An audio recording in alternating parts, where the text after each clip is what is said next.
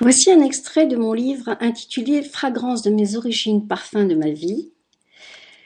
J'aurais souhaité vous raconter à vous, comme je le fais à mon fils et mes petits-enfants, le récit de la Haggadah, comme moi je le visualise. Tous les ans, le 15 d'Issan, mon papy avait pour habitude d'organiser une soirée de veillée pour nous raconter une histoire.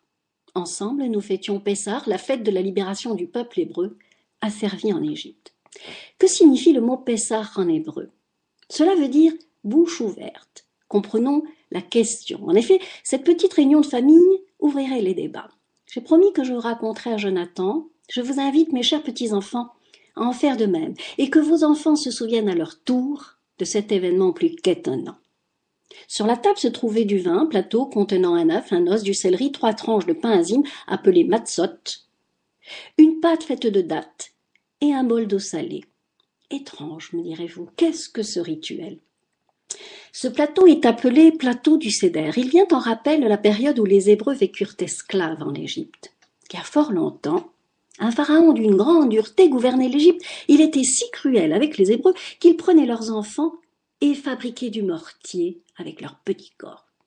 La nature profonde de ce pharaon était bien celle d'un tyran. Alors Dieu d'Israël, qui a pour habitude de faire ses comptes avec chaque individu, prit la décision de rendre coup par coup. Cette attitude que l'on appelle Mida Keneget Mida. Il envoyait des plaies, les Égyptiens vécurent une période extraordinaire, dans le sens premier du terme, extraordinaire, qui sort de l'ordinaire. Des événements terribles allaient arriver en Égypte. Le sang, les grenouilles, la vermine, les bêtes furieuses, la peste, les pustules, la grêle, les sauterelles, les ténèbres et la mort des premiers-nés allaient s'abattre sur l'Égypte. Ces plaies étaient envoyées pour briser la croyance idolâtre des Égyptiens. Par exemple, la grêle. Les ténèbres, elles cachaient le rayonnement du soleil, considéré comme une divinité par les Égyptiens. Quand ceux-ci tentèrent de tuer des milliers de grenouilles qui croissaient, elles se multipliaient sans cesse, comme pour leur rappeler les cris des enfants d'Israël, esclaves des Égyptiens. Croix, croix. Il fallait que les Égyptiens constatent par eux-mêmes la force d'Hachem, Dieu d'Israël tout-puissant.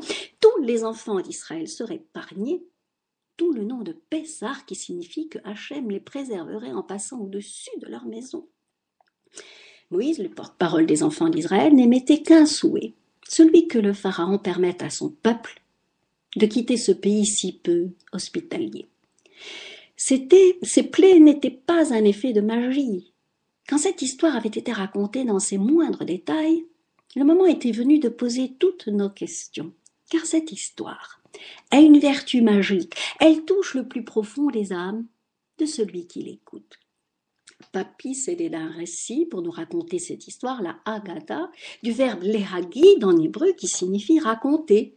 Vous pouvez d'ailleurs retrouver cette histoire également dans la Parashat Bo, le passage qui correspond à ma date de naissance. Cette histoire était un support pour échanger sur toutes les questions, et tous les ans nous avions rendez-vous. Et plus nous grandissions, plus nos questions évoluaient.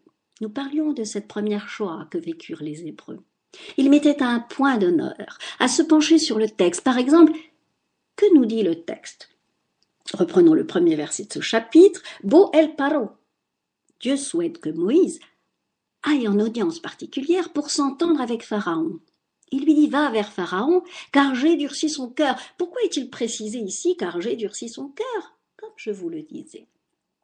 Pharaon aura été un fou, un dictateur, mais souvenez-vous, il allait jusqu'à construire des pyramides avec des enfants en guise de mortier. Le verset veut souligner ce trait de caractère pour le mettre face à sa responsabilité. Ce verset à lui seul est le fondement même de l'histoire de l'humanité. On ne peut être cruel et dire ensuite « je ne savais pas ». Alors à mon tour, de vous y inviter à lire la suite de cette histoire, de constater que ce sont bien les miracles réalisés qui font que notre peuple aura survécu au pogrom, puis à la Shoah, vécue par Papy Sourer. Cette histoire du peuple juif doit, vous le comprenez, se transmettre de génération. Cette veillée était bien là, pour que nous n'oublions pas. C'était Rachel Chawat, en commémoration de la fête de Pessah et en souvenir de son Papy Sourer Mayer.